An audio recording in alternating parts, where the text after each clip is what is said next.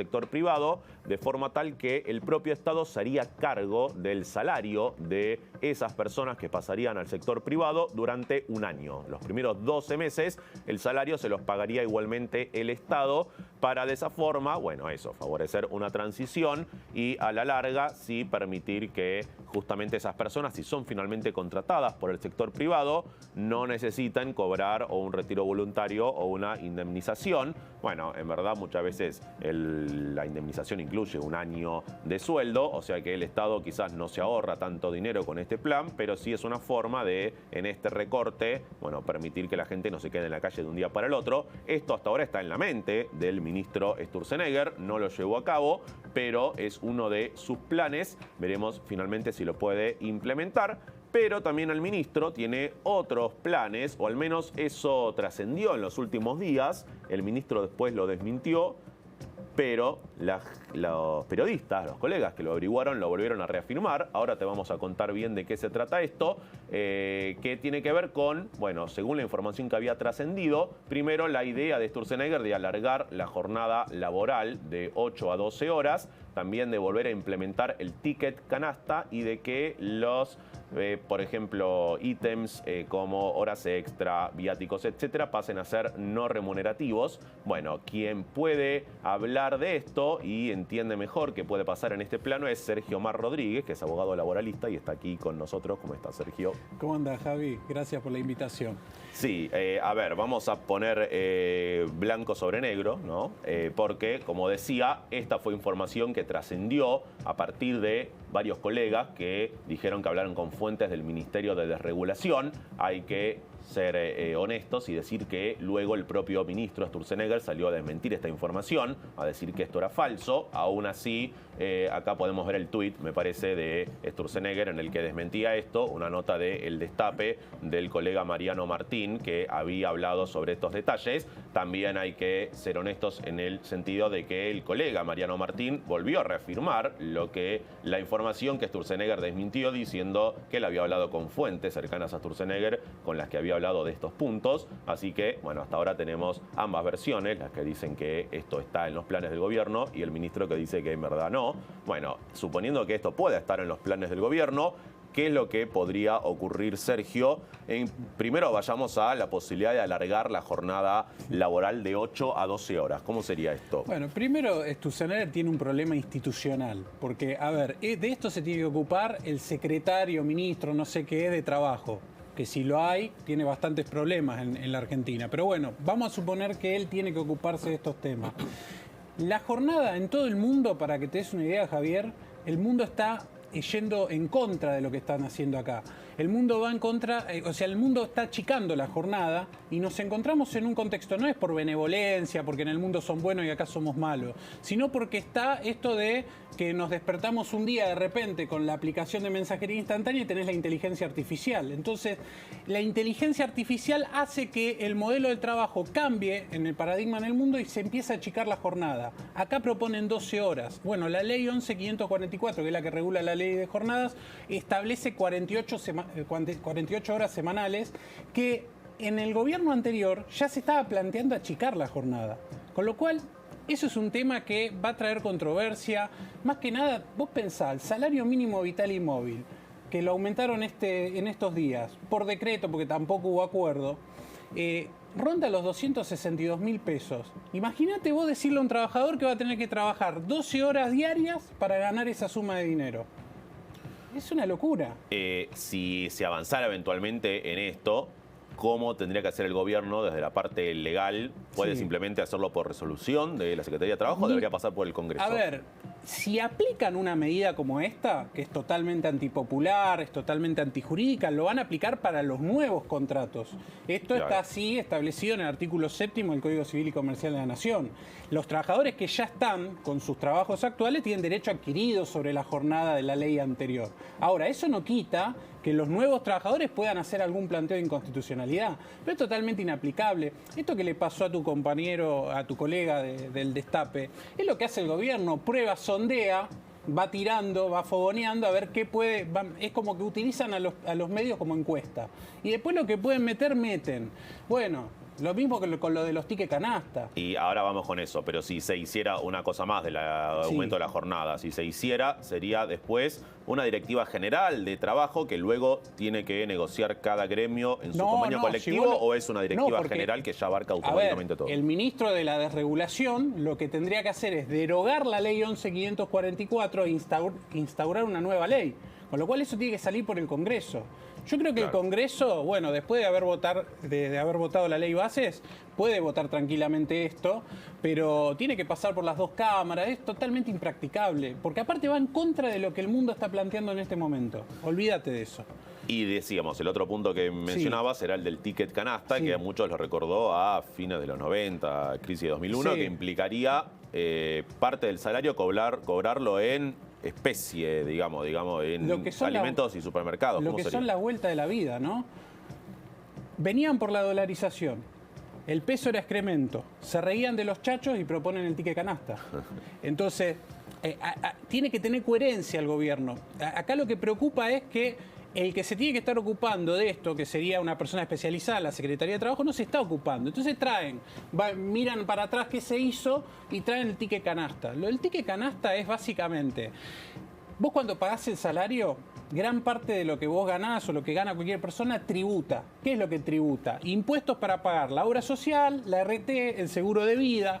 ¿Qué pasa? Como el costo de vida está aumentando y reventaron el consumo interno, reventaron el sistema productivo, hoy tenemos mucha capacidad instalada ociosa que se está reventando para pagar sueldos, suspensiones, etcétera, etcétera. ¿Qué proponen ellos? Que el empresario pague una parte del salario pagando impuestos y otra parte con estos tickets para que la gente, obviamente, vos mes a mes tenés que consumir. Parecería que no pasa nada, pero sí pasa. Se desfinancian las obras sociales, se desfinancian las RT que terminan quebrando. Entonces, ese trabajador que tiene un accidente después no le puede reclamar a nadie. Los seguros de vida terminan fundiéndose. Entonces, se desfinancia el sistema, se desfinancian las obras sociales que después, ¿qué van a intentar hacer? Claro, si yo te quito el financiamiento, baja la calidad del servicio. Si baja la calidad del servicio, van a instalar la privatización. Esto ya lo vivimos en los 90 y además la Corte Suprema de Justicia dijo que esto es inconstitucional. Con lo cual, de movida, lo único que van a fomentar es la famosa industria del juicio que ellos vinieron a solucionar y que lo único que hicieron con la ley base y el capítulo 5 es gestarla. Entonces, es impracticable, pero no porque lo digo yo, lo dice la Corte Suprema en un fallo que es muy conocido, Pérez Condisco, donde establece que los tickets canasta no remunerativos son inconstitucionales. Eso era tomado como parte de la remuneración y después tenían que indemnizar, ¿quiénes? Los empleadores, que terminan siendo los perjudicados con la medida. Y justamente otra parte de este supuesto plan de Sturzenegger, que él mismo desmintió, vamos a decir otra vez, era que las parte de los ítems como horas extra, viáticos, etcétera, pasen a ser no remunerativos. Sí. ¿Esto qué consecuencias tendría? Supongo al menos en el aguinaldo, se me ocurre. La consecuencia es que Sturzenegger no es abogado. Entonces no conoce la jurisprudencia. Sturzenegger es el que dijo que había leyes que estaban vigentes, que promovían las palomas mensajeras, y no entiende cómo funciona el sistema jurídico que él intenta modernizar o desregular. Entonces ahí hay un problema conceptual en el cargo. Primero, Sturzenegger tiene que saber para qué está él en el cargo. Después, si se va a ocupar de la parte laboral, perfecto. No le encuentro coherencia porque no tienen plan. No es que no tienen solucionado el tema productivo. Vos empezaste tu columna. No nombraste una noticia que tenga que ver con el trabajo. Todo es especulativo, rentístico, financiero. Como estamos en una etapa de achicar el sistema productivo, todo lo que están haciendo tiene inconsistencia.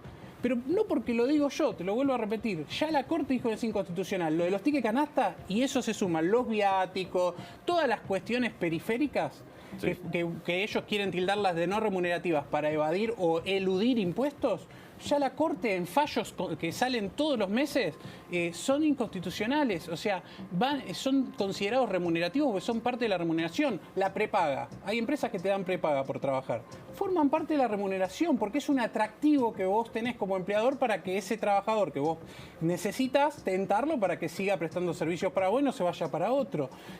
Beneficios de todo tipo siempre fueron remunerativos. Y esto tendría efectivamente consecuencias sobre el pago del aguinaldo, me imagino, si menos parte de tu sueldo pasa a ser remunerativo. Y sí. ¿O no? Estoy equivocado. Y sí, porque el aguinaldo se calcula sobre la mejor remuneración normal y habitual devengada del último año. Estos conceptos conceptos, asignaciones no remunerativas que utilizan a veces los sindicatos en época de crisis para aumentar el poder adquisitivo del salario, no computan para el aguinaldo. Entonces, claro, vos vas a tener un aguinaldo de 100.000 pesos, ¿sí? Porque tenés 200.000 pesos de remunerativo con salarios que tienen conceptos de hasta 400.000 pesos no remunerativos, que es lo que terminó pasando también en la época de los tickets canasta. Entonces, es muy complejo porque acá lo que se está discutiendo de fondo es que en realidad los empresarios, o los pocos que quedan, no están teniendo solvencia o no están teniendo rentabilidad para sostener el sistema. Sí. Esa es la verdadera discusión. Y mencionamos recién otra medida que estaría en la mente de Sturzenegger, que de hecho el propio ministro explicitó él mismo, que es esta idea de cómo, como yo contaba recién, cómo hacer un puente de los despidos del empleo público hacia el sector privado para que esa gente no quede en la calle. Sabemos que estás en desacuerdo con la idea de desmantelar el Estado como quiere el gobierno, pero más allá de eso, viéndolo de manera más técnica, sí, es una buena forma de evitar que esta gente que sería despedida de organismos públicos, que pasaría disponibilidad, pueda obtener otro trabajo, quedarse dentro del mercado laboral? Mira, te lo respondo de manera técnica. Sea buena la intención o mala, siempre los puentes en lo que son políticas de empleo fracasaron. Por ejemplo, por darte un ejemplo, el anterior gobierno tenía una política de puente entre los los planes sociales hacia el sistema formal. No funcionan. ¿Por qué? Porque lo que es la empleabilidad se genera con políticas de largo plazo. La empleabilidad siempre está atada a la economía.